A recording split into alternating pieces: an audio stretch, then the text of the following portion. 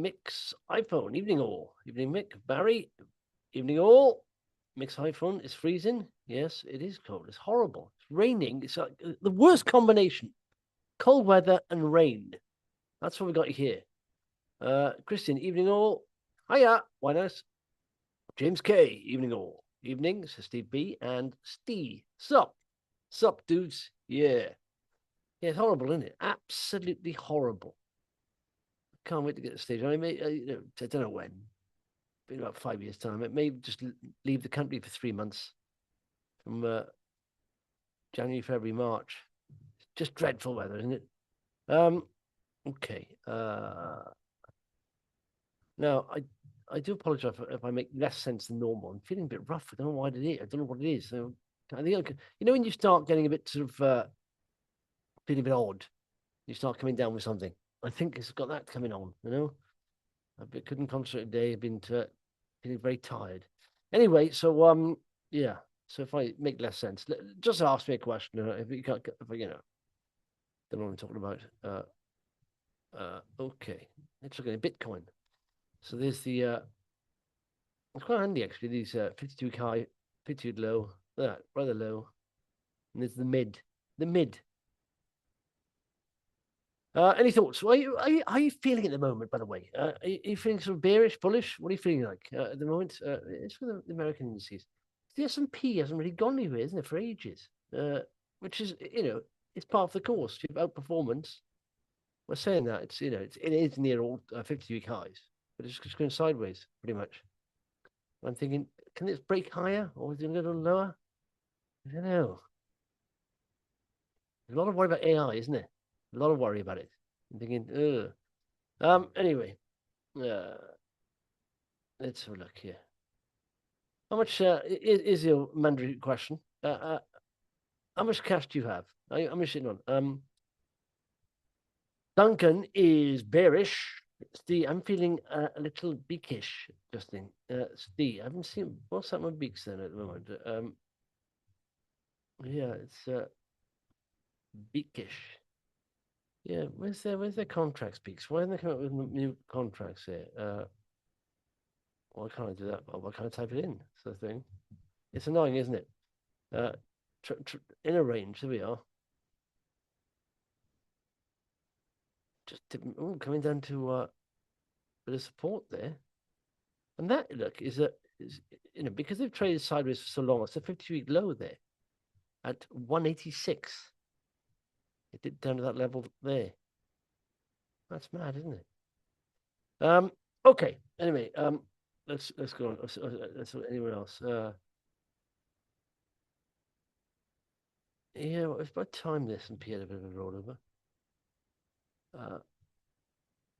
AB house builders starting to build. Are they starting to build? Where do you get that from? Because I heard that building permissions are down. Something like that. They're struggling. 4% cash, Duncan, but I always have to be invested. Can't help it. Yeah. James is bullish on AIM with interest rates set to fall with lower inflation and higher unemployment rates. Yeah. Well, I think that's it. Well, it's nailed on now, isn't it? I mean, I saw today that Labour are taking credit for inflation coming down. Inflation is coming down pretty much because they're tanking the economy. So what? They didn't mention the jobless thing, did they? The jobs. Bullish the chance of bare bulls. Yeah, well, that's it. I think the biggest market mover of markets, is interest rates. It'll help the economy and the markets rally ahead of that. So, regardless of the noise, sometimes you just got to, why is my keyboard disconnected? It shouldn't be. It should be connect. Maybe I need to plug it in. Maybe on a battery. Oh yes, my trackpad's got 8%. That's not good. Hang on. Oh, there we are. It's connected. Okay. Let's get on then. So I've got much battery left on my trackpad. Anything else, chat-wise? Chat. Ramsden's been tanking to Stevie. Yeah, I thought I'd buy back in the beaks today, said Alan. Yeah, it'll be fine, Ramsden's. I mean, I can't see gold coming down a lot, and I can't see Oh yeah, that's the line I put in there for support, and so I can't see it being coming down too. It's just cheap, isn't it? Anyway, just cheap. So I don't see the problem really. Okay, let me just it's always done that. Look at it, up, down, up, down. That's the nature of shares, isn't it? When you have a company that's growing its profits, it'll keep going up. But anyway, let's get on. I'm rambling. Welcome everyone. If you're new, please join the chat group. Go to the blog section, of course, of the website, and you'll see a link for the chat group. Tonight's one of our topics are topic of the day. Listen to the market. Listen to it. What's it saying? What's the market saying? How did the market react? There was, I guess, one person. Oh, the market did like that. My holdings. I'll start with that though. And anything you want to look at on the Macro Cap League. News has slowed down a little this week. It's been a bit of, a little bit, but let's start. My holdings. There they are, of course. Cash 33. Biggest holding is the dividend fund up to 20%.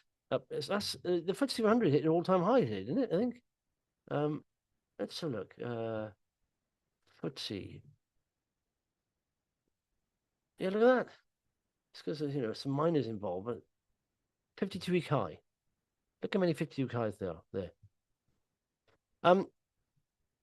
You often find in stocks as well. I'll show you this now. I've got some stats on this.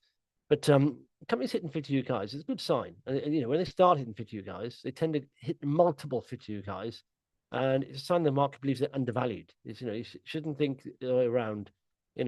Momentum is very strong in either direction. So when you see that, it's a good sign. But 52 high hit 10,686. I say that, of course, because the iShare UK Dividend Fund is made up of the FTSE 350, 350 of the highest dividend-paying stocks in the UK. So it's my two losses, which with S4 Capital, if you look at the just cash generation there, I think they're going to turn it around. It's going to hit their bottom sooner or later. But I've only got a small amount in it. I did reduce it a little bit. But I think it could be, if it turns around, again, it's a risky one.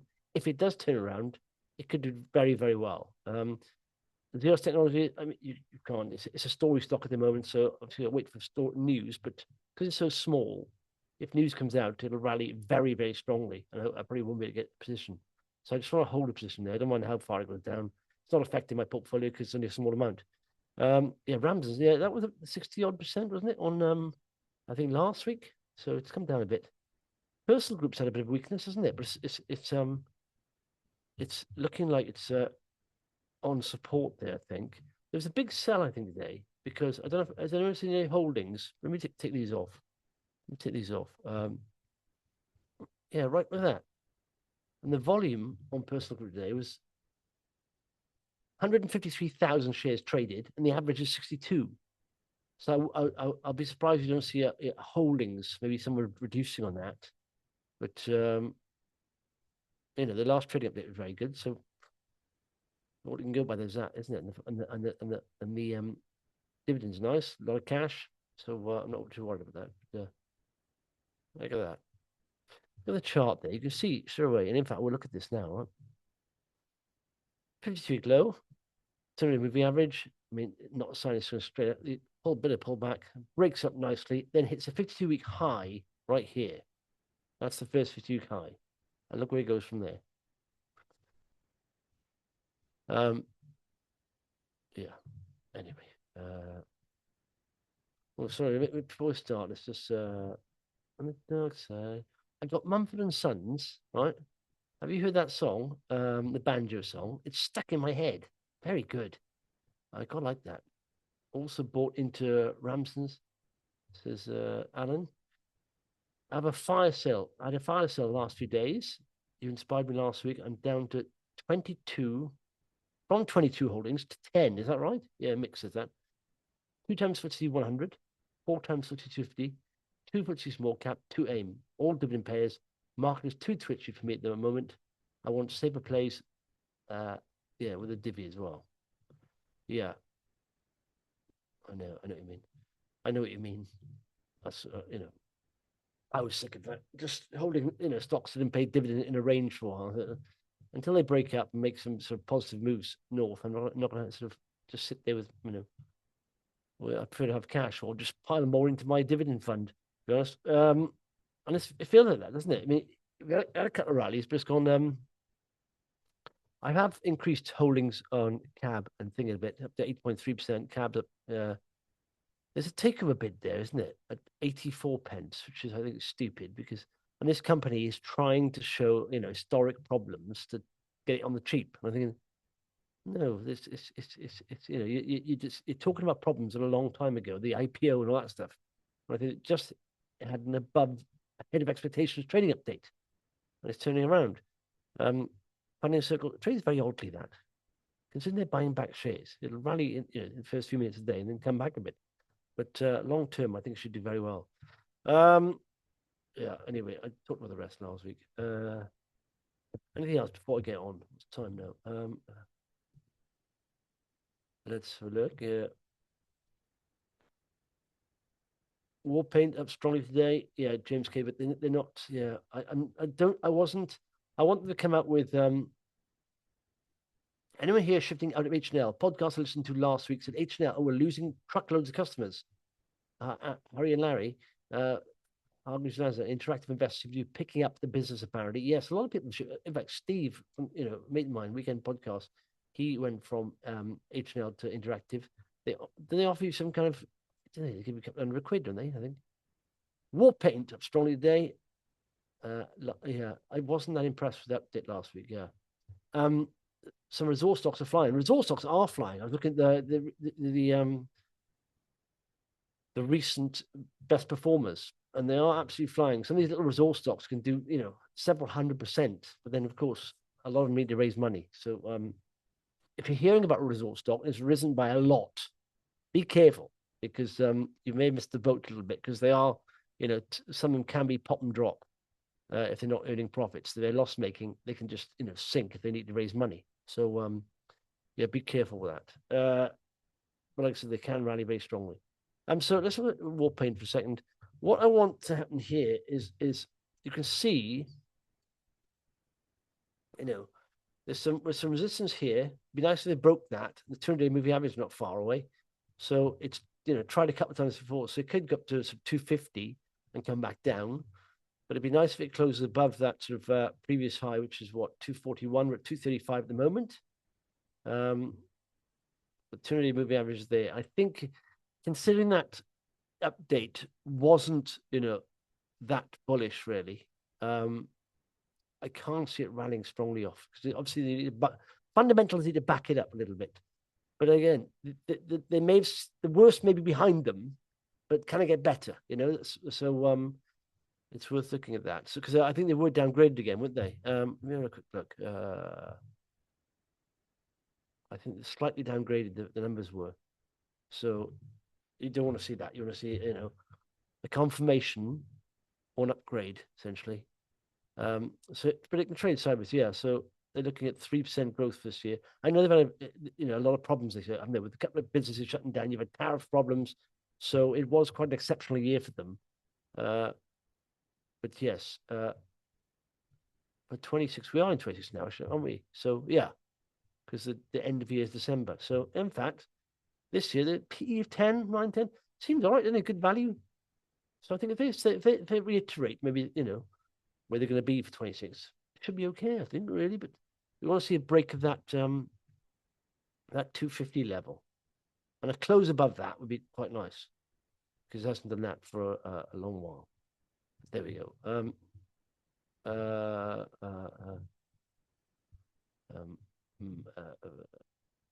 Yes, to Rio Tinto. Yeah.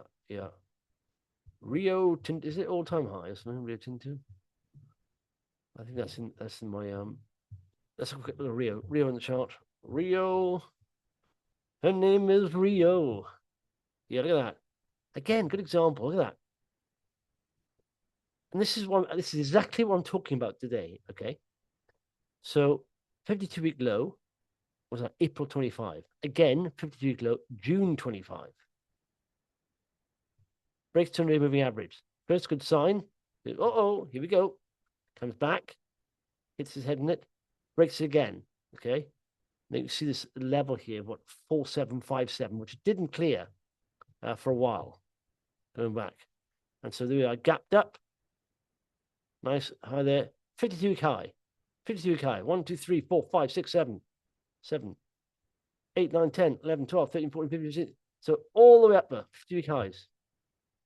So you get, you know, underperformance, flatline a little bit, and then it starts to perform, outperformance, and then you really start to move. And it's a transition from underperformance to outperformance, which surprises the market. And that's where you get really excellent gains. So it's almost like these businesses are, you know, quite big or decent businesses have a period of underperformance. In fact, like WARPAINT, you know, and all of a sudden they come up with a trading update. Maybe it says, oh, we look like we're going to be ahead now. That surprises the market. It takes off. And so that transition from underperformance or a rough couple of years to a good couple of years. And in fact, if interest rates come down, of course, more people will be spending on consumer goods, but makeup is pretty stable, isn't it? I think. I don't know, is it? Anyway, let's have. Should I move on? Anything else? Yep, another positive update today. I put the 5-year graph on Rio like a pyramid. Sometimes easy to spot the trend. Some resort stocks are flying. The way they look at it, WARPAINT, people are stubborn going to familiar places for DIY. They don't think of going elsewhere. Oh, the way I look at it, WARPAINT, people are stubborn going to familiar places for DIY. They don't think of going elsewhere. Wait a minute. That's a cracking 6 months for Rio, to be fair. Yeah. Yeah, but also with the one thing about I don't know about the demographic, but the one thing about makeup stuff like that, I'm no expert in this field, but people find a brand they like, they tend to stick with it, you know, and it takes them a lot to shift away from it. Because of course, they like looking at it on their face. And like my wife changed her brand. Last time she changed her brand, I think in makeup, was must have been about 15 years ago, and she keeps using the same brand now. And so you do get that. Okay, there we are. So that's how it looks. So you can see there, my loss-making stocks, I'm trying to keep small, and I'm trying to expand and buy into the company's rise. So the bigger chunks are in profit, 33% cash, ready to go, ready to load up. Or anything that moves, I'll load up. 8 companies in profit, 44%. Yeah, 2.3% they make up my losses, and portfolio weighting of everything plus the fund is 64.5% is in profit, and 2.3% in loss, of course. There we are. Funds 20%, cash 33%, equities or individual companies 47%. Anything else? Anything else on that? No. Topic of the day. Oh, what happened there? The topic of the day. Listen to the market. What is the market saying? How did the market react? What did the market think? Eh? Ask the market's opinion. I always find that funny. And how did the market react to that? Oh, the market didn't like that, didn't it? No. No, the market really didn't like that. No.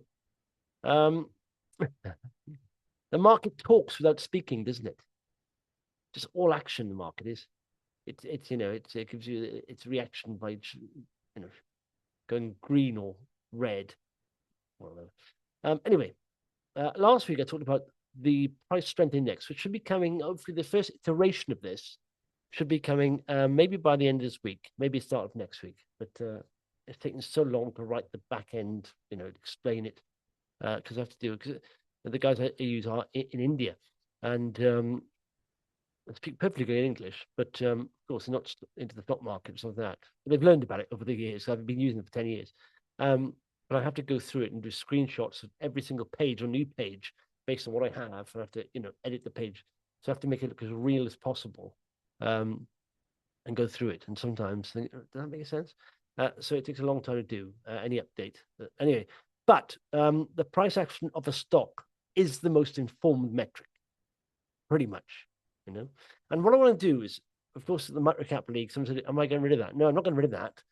But I want to separate out just the price action from the fundamentals and see, what leads. Does the price action lead? And you can see a lot of charts where it does. It tends to lead the news. I don't know whether that's insider buying or, leaking news or whatever, but you can find a price action tends to lead sometimes, a good news release or bad news release.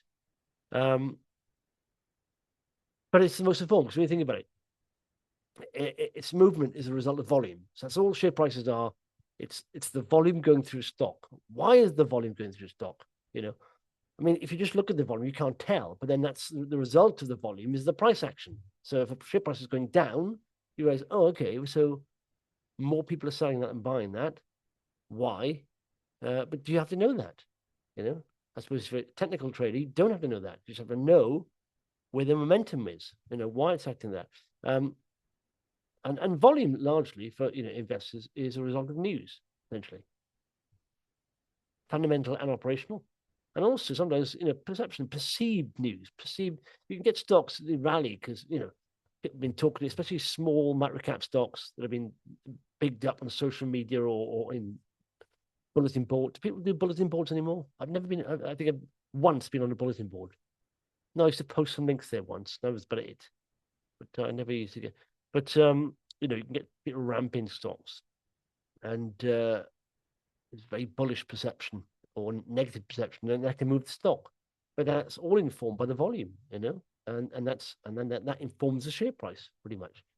So you've got news, you get sellers, the volume supply, more buyers, volume demand, and what happens is you get net supply or net demand, and that moves the share price in the end. So all you have to look at is if price action on its own tells a story, tells the story of what's happening, pretty much. So I want to separate that out, from fundamentals and see if price action alone, that together, of course, with fundamentals is good, but just price action alone, whether you can pick up, and you can, and I'll show you now, where you pick up certain signs and signals. It can be argued that all information is within the price, pretty much, because that's the action, isn't it? People are taking. You can try and look at the buys and sells on volume, but they're only indicative. What happens in the share price, the movement of the share price is the real thing that's happening. That's what I pay attention to. This is why I've come up with the price strength index. And it's unlike, at the moment, momentum-wise, on the microcap league, it's just basically 50-day moving average and 200-day moving average for share prices up above or below one or two of those, and you get marked on that. This is a lot more so detailed. There's about 6 different metrics. It's not just about 50-week highs. It's about so the 200-day moving average, 50-week high, 50 low. It's also iterations above this level, so you can get 5-10% above 200-day moving average, 5% below the 52-week high or low, whatever.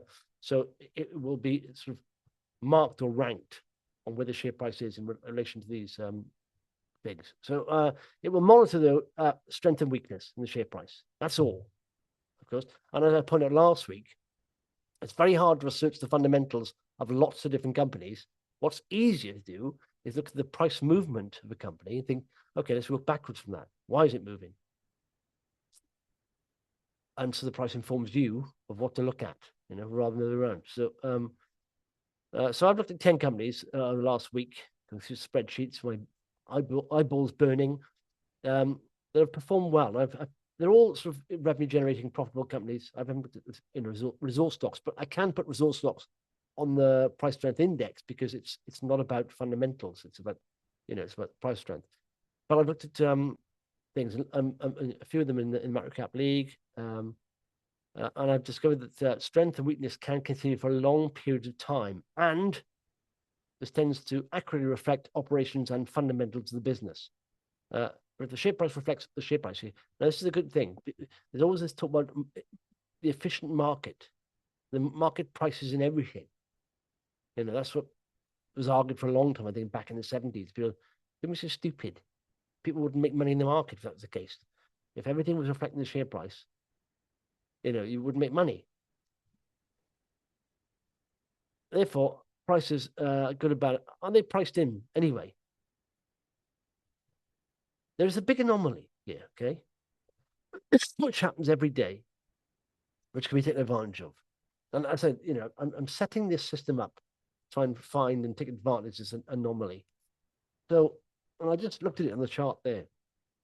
Share price has gotten down, and just because the share price goes down doesn't necessarily mean the company's in trouble at all.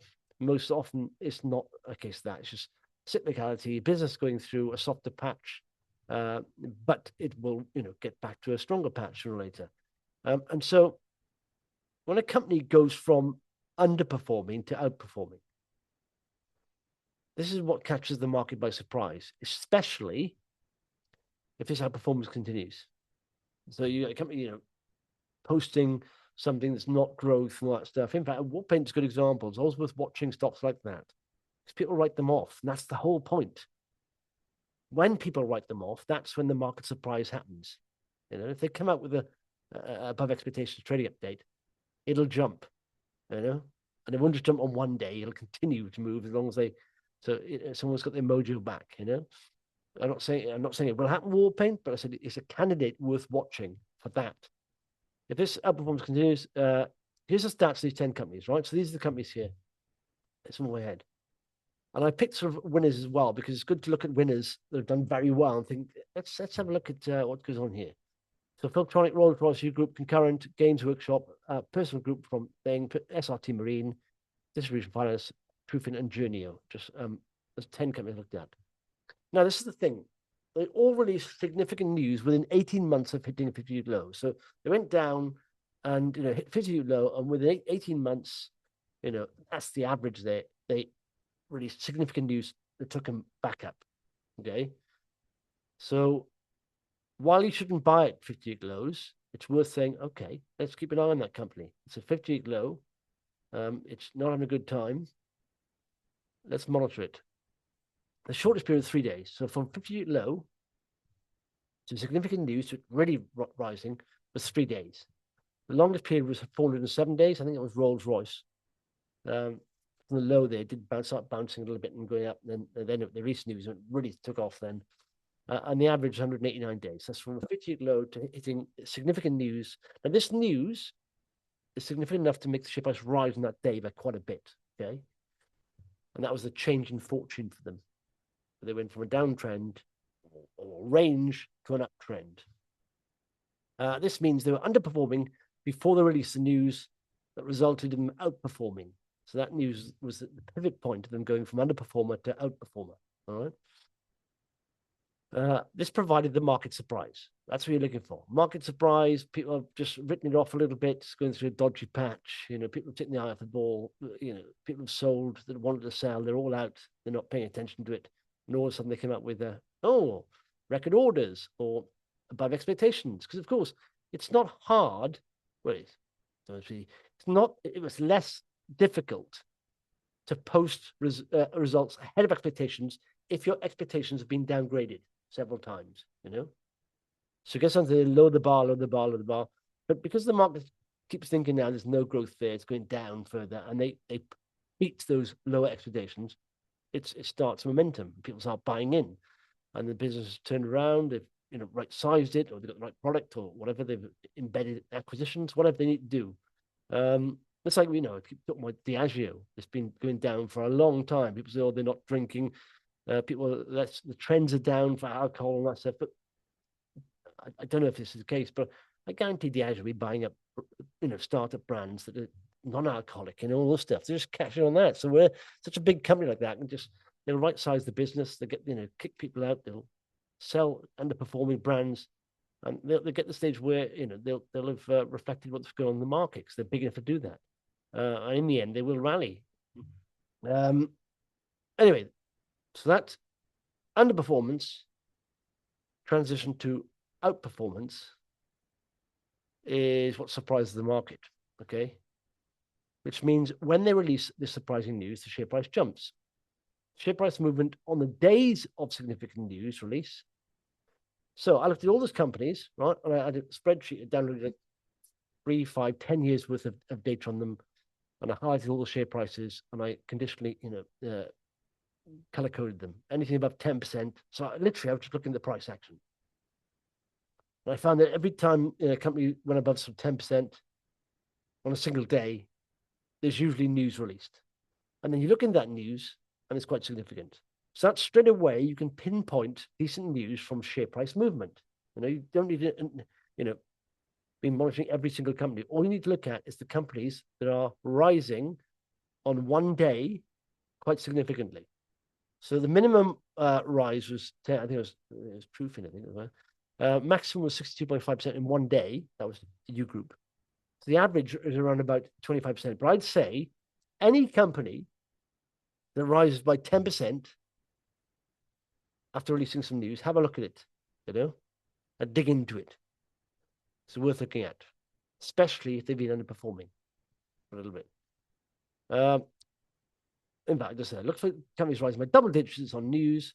This is a positive sign. So on news, not just if they're moving for no reason, because that's, unless the news is a couple of days earlier, you may have got a seller in there. So if a company's released good news and they didn't go anywhere, they rose by double digits a couple of days after, there may be a seller using liquidity to exit. But generally on the day, So straight away, you're going to look at the bets, the biggest rises of the day and go through and look at the news. 200-day moving average. This is very important because it starts gaining momentum after it crosses this and hits the 52-week highs. So when you see this, when you see a company, and I've often done this, a company's been released news and it's risen a lot, and thinking, oh, I don't want to buy now. It's up 20% a day. No, that's a good sign. That's a very good sign, especially if you look back at the chart and it's been underperforming. And there is good news, and it's like ahead of expectations, or big contract or something like that.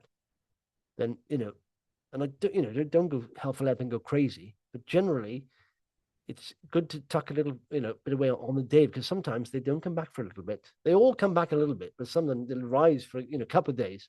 But the other stats look. If you bought at the high on the day they released this significant news, even 62% up, you still be in profit on every company on this 10 list in 12 months' time. So higher after that initial rise in 12 months' time. 6 out of 10 companies, you'd be in profit within a month. So that's the graph there, look. A new group, look at that. They rose by 62%, and within a month, it was 37% higher than that closing share price on that day. So whether you think, oh, should I have bought that day? The new one that wasn't, JOURNEO, went through that odd range where it hit that thing and came down in a range of about 2 years. So JOURNEO was down, after 6 months, down 14%. So it's not cumulative, by the way. This is just where they were from after the news. But even then, look, after 12 months, up 26%, 24 months, 90%, and 36 months, up 77%. So it's come back a little bit. But nevertheless, every one of those, pretty much, look at that. The four there, the three that you would have been down, and they're not down a huge amount. It's 10%, 10% after 3 months. So actually just buying on that significant news ahead of expectations, after a bit of underperformance, it tends to pay off. Like I said, it'll keep going up. And Mega Rolls-Royce, it went nuts. 1 month, just kept going. And FILTRONIC just kept going. So if a company rises strongly on a day with this news and the head of expectations got like 20%, don't be scared about buying a little bit. I'm not putting your entire portfolio into it, but because it tends to be the first of many rises. Buy into strength. So that's the market telling you, pretty much double-digit rise on news just by share price action. Okay, I'm going to buy a little bit of that. And it's gone to release more and more news. Like FILTRONIC kept releasing news ahead of expectations. Many times. I said you will have a pullback. There's plenty of times you'll have a pullback in these stocks, but it's very rare they come down 20-30%. You can see there. JNEO went down 20%. But if you put a little bit in, 20% is not a lot. You've got to, that's why pretty much I'm looking at, when we're holding at the moment, like Export Capital came out with better than expected, of course, downgraded, and CAB payments have, and Funding Circle all ahead of expectations. So you get an initial rise, you tend to get a little bit of consolidation, and they come up with the news then confirming, so trading updates first, saying we're ahead of expectations. And then initial rise starts coming down. People start saying, oh, selling, I bought too high. They come up with the good news and it goes back up. It tends to happen. And then you get trading update again. Hopefully we continue this virtuous circle. So don't be scared about a big rise on day if it's off good news, not there's no news at all, because or there's rumor or something like that, because that thing. Yeah, so but you will have a pullback, and some of them won't go straight up, pretty much. 52 high is very important. It does show share price strength. They all went on to hit multiple 52-week highs, multiple. So don't see 52 highs at the top. That's almost at the start. If you start hitting those, that's the market saying it's undervalued, not overvalued. And so you have to flip that in your head, And when people start thinking about, oh, should I buy, I'm buying some very cheap. I mean, you can do that if you want, buy a company cheap at 58 lows, but it can continue to go lower and lower and lower. You're better off buying into strength where the market recognizes this company is outperforming fundamentally, and it may continue to outperform fundamentally, So look at this. The minimum 52-week highs of all those companies were 20. 20 52-week highs over a few years. The maximum, I stopped counting, so I put it at this 100. That was for, I think, Games Workshop and I think it was Rolls-Royce. Over 100. I think Games was over 200. So the average, it's based on that, around about 56, 117 for one. But they kept going, kept releasing good news. And so all you need is one or two of those, and it transforms your portfolio. And they all made substantial gains. So this is from the gains from the news, gains from to crossing to the move average. So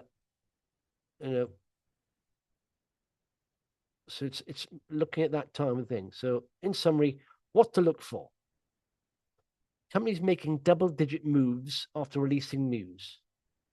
So it has to be sort of sort of significant news. And that's the market telling you. You listen to the market. What's the market saying? Who's jumping in? So the news should show possible turnaround from a previous underperformance. Like I said, within the last 18 months average, they hit a 50-week low. And all of a sudden this news comes out to transform them. And this surprises the market. This is what provides the boost. So it's okay buying, it's not picking the bottom because the bottom was like a year ago, half a year ago.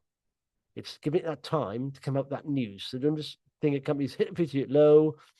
Oh, it'll be 6 or 8 months now before it starts rallying. No, it can go lower unless it releases news that shows the business is doing well. And that's signified by a rise in the share price off the back of news. So it's not a case of buying lows. You've got to, if the company hits a low, it could go lower for a long time. But it's got to come out that news where that one day you'll see the share price just boom and break through some levels, or the next couple of sessions it'll break through, 200-day moving average, whatever. There we are, that making 50 years and more after that, of course. It's hard to monitor all that, isn't it? Unless you have the price strength index. So that's what I'm trying to do.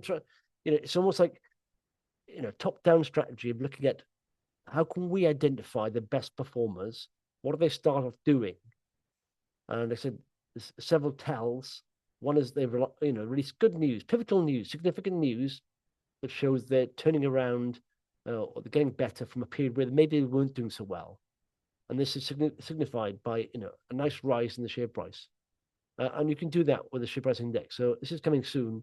The first iteration. So it'll just be one page at the moment, but it's a lot coming behind that and links to it as well. Companies will be ranked according to the price strength. You'll see they've released significant news, and now the share price has been performing previous to that release. So you can already see that. So for example, this is an impression of what I sent over. So you'll have the daily rise in the share price. You'll have this bar here saying they're very strong. There's little stars here saying it on that day. If they've shot up, you can see the company's releasing news. So if you click on that icon, for example, the star, it'll take you to the significant news page, and you can click the link through there. So, for example, if you click on this link here, interim results or whatever, it'll take you to the website. This is also happening here. So this will be ordered. So on the significant news page, there's like, I think there's 10 releases on each page, page 1, page 2. That'll change.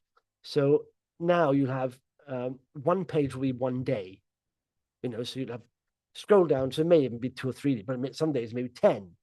But then it'll be ordered into the price rising, and the prices will be updated more often now. As is, prices are only updated once a day because they cost money, but I'm going to put it more. So I'm going to have price updates after the first half an hour, after 12:30, and then a couple of times a day. So you can see what the market's reacting to. So you can see the news. It's got significant sort of titles, contracts, exceeding expectations. It's got all this kind of, it's highlighting all these significant phrases. You can see the movement ordered by things. And of course, if you click, I think there'll be links here as well, by the way. The price itself will be linked back to the price strength index. So you click on that, take you back to the price strength index. You can see where it's ranking on that. And sooner or later, not yet though, what's the next one? Not the next one, one after that. If you click into the company on the price, it'll tell you, I'm thinking it may embed that. Yeah. It'll show you, where the share price is, in regards to price strength, why is it where it is? Is it at this level or that level? Is it about 200 move average? Is it, so it'll do that. So you can see the share price strength, So hopefully it's a system to focus on and, magnify the companies that are releasing significant news, moving on that news, and they'll show you where their price strength is and where it's been, So that's what I want to do. So you can sort of, okay, this is that. I'll say, just finding a strategy to find winners, they're going to turn around. Of course, not all going to be winners, but it'll hopefully help. I said, a couple of updates coming. The first should be end of this week, next week, and then there's a few after that.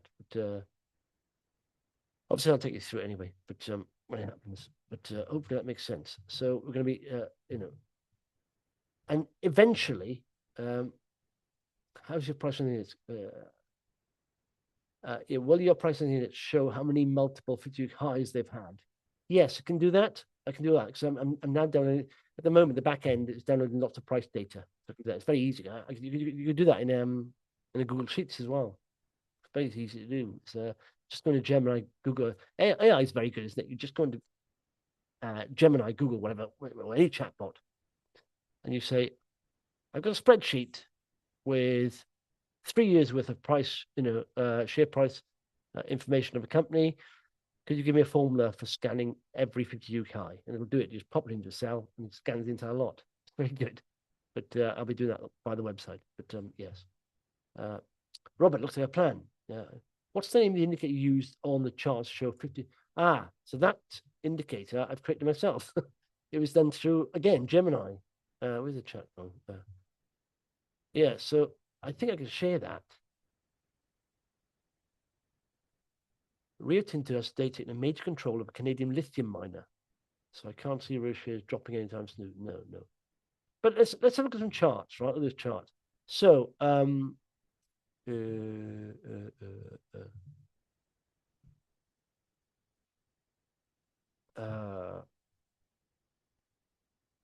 so there's Rio. My name is Rio and this comes.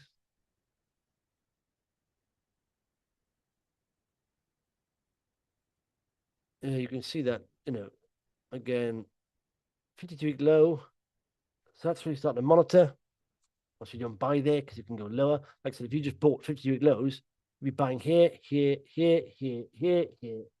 Don't do that. But you just think, okay, let's monitor it.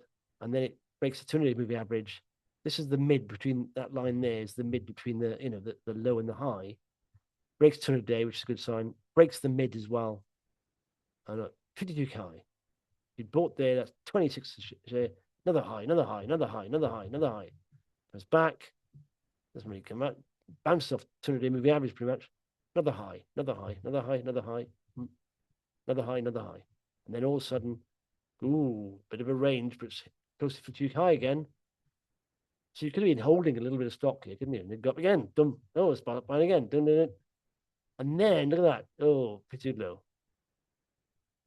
That's a lot higher than it was down here anyway. But again, it's just so look at Rolls-Royce. We looked at this last week, but very interesting looking stock here. So it did start a rally. It's just COVID, wasn't it? It was all worried COVID. Hit this, hit 50 high there, but it rolled over again. Saying, oh, okay, it failed, and then it 50 low again. So you can have some fake breaks. So don't go all in like crazy. Wait for multiples, because this is what happens. You multiple 52 cards. Look at that, and makes fresh new highs. I mean, look how many times it hit that green line. So this, this is the code. That's the code there. I can share it with you. If you're on TradingView, I think. But you can search for them on. I wanted this one because I couldn't find what I liked. So I just asked Gemini to do it for me. But if you go to indicators and go to 52-week high low, there's loads there on TradingView you can pick from, So I don't know if you're on TradingView, but yeah, that's the one I just created with Gemini. FTC. FILTRONIC.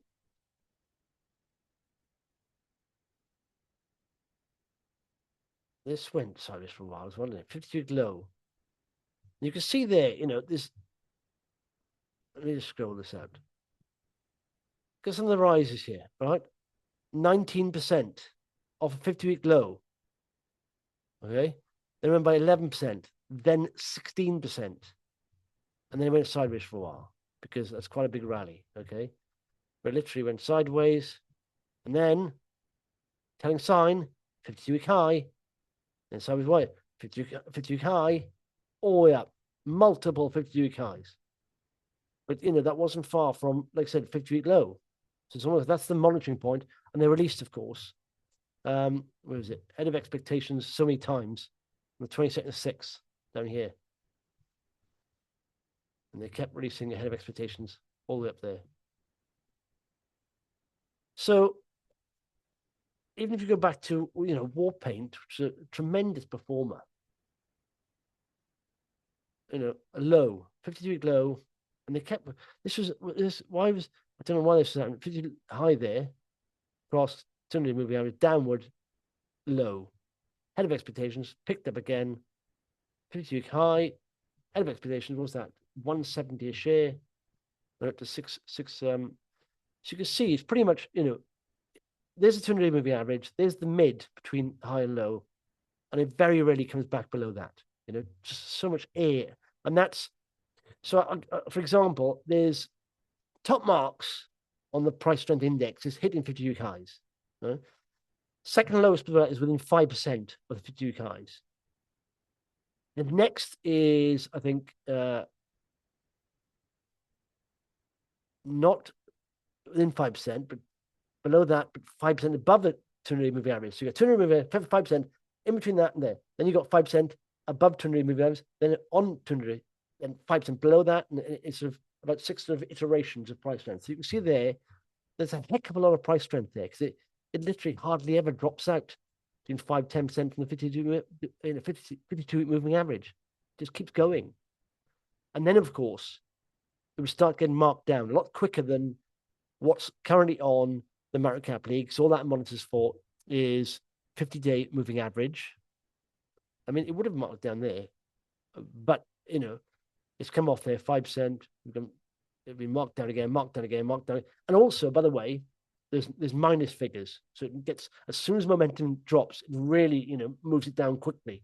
So this is now below 200, it gets to -5. So for example, I think it's the 20 points is when it hits that. But as soon as it gets below, and it gets 15, 10, 5 points, it's 5% above that. And then as soon as you go below 200, it's minus. So that really marks it down because, -5, -10, -15, -20, if it gets deep low.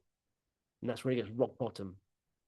And I'm thinking of incorporating that element into the momentum factor of the market cap league as well, because it's a lot more sensitive. So you'd have a lot more movement in the positions because, yeah.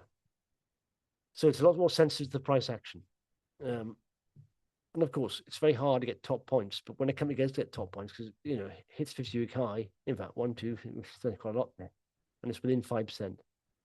So, but what are the companies? Yeah, EU Group. So essentially, what I'm saying is, by looking at winners in the share price, you're already, you know, picking winners. Technically, on a time frame level, doesn't matter, because if a company's, you know, this is where, look at this. So 50-week low for the EU Group, broke 200 moving average. I don't know what that is. It is 26th of first. There we are. 26th of first. So underperformance for a while, and it went up by 62.5%. And look at that, kept going. And then went sideways. Even if you bought there, you know, it doesn't really get back there until here, and it goes back up again. 50-week high. Keeps climbing. There's never going to be 100%, you know, foolproof system, but you tend to get better looking at companies releasing very positive news and hitting, you know, rising quickly or rising on the day, and then hitting sort of, you know, newish highs or good momentum. What else is there? Oh yeah, JNEO was one where it was odd because it went sideways for a long time. I thought, what's going on here? I even put this chart in the book, I think, where it just, you know, 50 low there, high. It didn't release anything until, oh, there we are. But there was a good sign, significant head. And again, don't got well. It's come back a bit, hasn't it? Oh, it's bounced from last week. Really odd. Right in the mid. Right in the mid. What's anything else I was looking at? Let's look at a quick look at Games Workshop, because that was a big riser, massive rise in the day. Look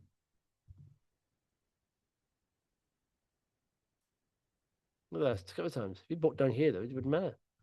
Look at the amount of Games Workshop. You're buying that £4.50 a share. No, you're buying that, even if you bought the high, here, £6.18 a share. Okay, from a low was in June 2016, high was in December, so 6 months later. From the low to the high, 6 months. Materially ahead. Really just sticking to that. Let's get rid of the 50. Let's come on nerves. Really just sticking to that 50 high level all the way. Look at that. Look at it. It's like a magnet. And it's gone from say you bought it for £6.15 a share,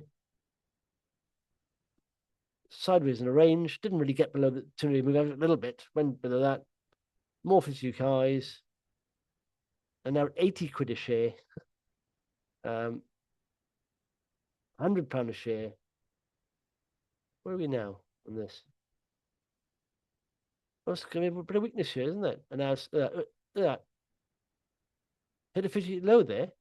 Hit a 50 low at 90 quid a share. And again. Like I said, this tends to happen in multiples. So don't buy a company just because it hits a 50 low, because it can do it again and again. And conversely, you know, 200-day moving average, there we are, crosses up there. And then mid 50-week high, £92, and it goes back up. So you realize the real strength there in 50-week highs. And it continues. Where are we now? Let's come down a little bit. 197 quid a share. It's major. So just, you know, price strength, that's what it's about. And then looking for news to back it up on a fundamental level, thinking, okay, that's good. Any other charts to look at? We've got about 6 minutes left.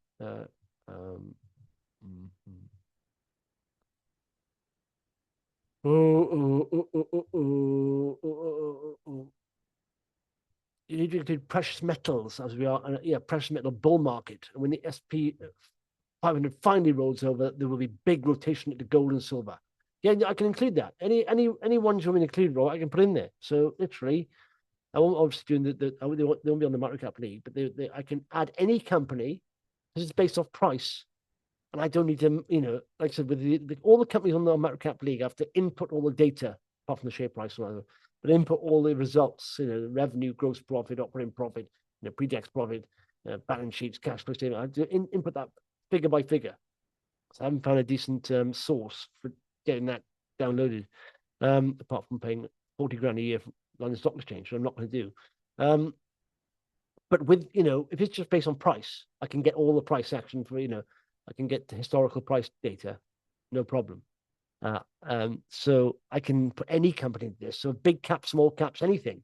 And, it may be invested in big caps, if I can see they, something like, Greg's or Diageo or whatever, if I can see their price, and they go back then, they've a rise on one day, it's a good rise, and they go back and then check, the news itself. Okay, that's interesting. So it'll open up the field a little bit, not just small and mid caps, but big caps as well, and precious metals, anything essentially. Anything. I could put the other day, I could put indices in there, and put this different tab, so you can put anything in there. The big question is when to sell or get max profit.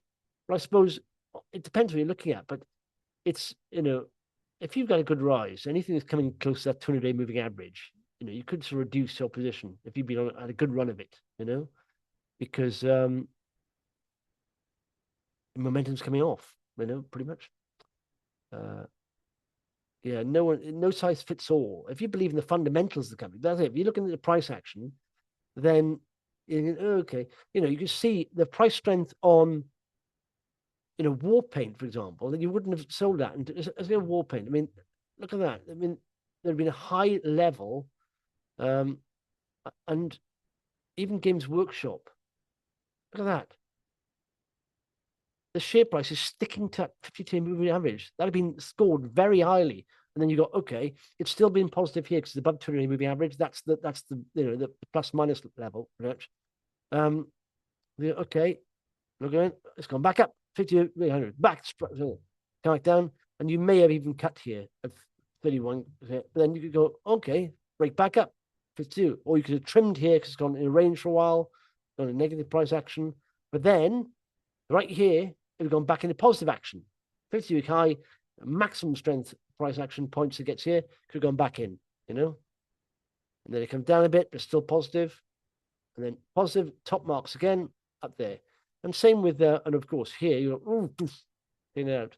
But here with even, WARPAINT, when a cracking performer, just, same as Games Workshop, just sticks that 50-week high, just keeps going.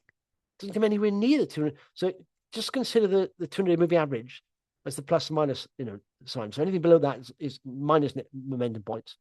Anything above that, there's also degrees of strength within this 2 or 3 that you'll see the price changing of the price strength.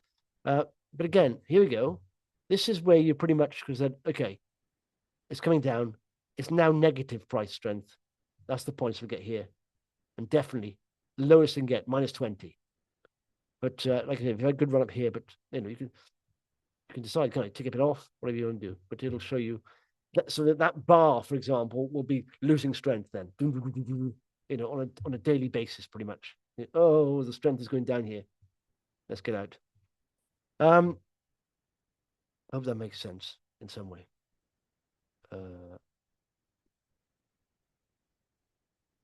I let so many winners become losers over the last couple of years. I'm now selling the profit when I'm 25% up and use this top up with dips. Okay. Agree. Robert, governments and institutions are already buying large amounts of gold. They want the physical stuff. They don't trust the paper IOU anymore, says Steve. Is your podcast now weekly? Used to listen, enjoy listening to that on daily commute from home. What's your thoughts on BEEKS trading update? BEEKS, because they're not cheap, okay?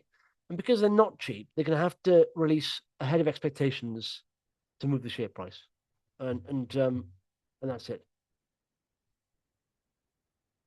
Can you introduce just PM producers? Precious metal, they are the ones that continue to rise. Yeah, I can do that on the price index. So if we look at,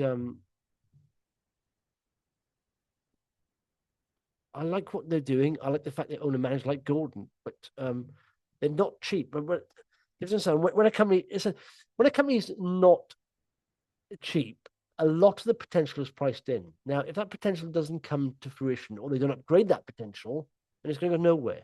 So they are in line, but they said that's what's happened. So they're the valuation may have to catch up with it a little bit, if you understand what I'm saying. So they go sideways for a while, but they continue slowly getting better and slowly growing. And sooner or later, they'll become, decent value. Or they can do it quickly by upgrading quickly, or upgrading their earnings, and then people push them up. But at the moment, you can see that's always happening. It's like, we've got a bit of uncertainty as to what's happening with these revenue share, because they can sign contracts, as I said last week or week before, they can sign as many cloud contracts as they want. And of course, with those contracts, there's a potential for more revenue, but unless individual, stockbrokers or institutional money or, banks sign with BEEKS' product on that exchange, they won't get more revenue. So there's a little bit of, I know about 70% of their revenue is recurring, which is very good. But again, those contracts, we have no idea yet whether they're, we did with Mexico because they've announced it quite a lot. But are people adopting their product, at those exchanges? It's available, but are people adopting that product? Because until they do, they're not going to get revenue share. So as yet, we don't really know. But again, you can see here, it's as far as price strength is negative at the moment. It's literally bouncing around in a range under the 200-day moving average. It needs to really break up and clear that and break these new highs there. It's just quite weak. So, and that's down to valuation and uncertainty around how much money they're going to generate, I think, from these revenue sharing contracts. I have no doubt longer term Gordon make success because they've done so well, and there's owner operated tend to be a lot more driven. So I don't doubt their abilities. But at the moment, it's just timing, isn't it?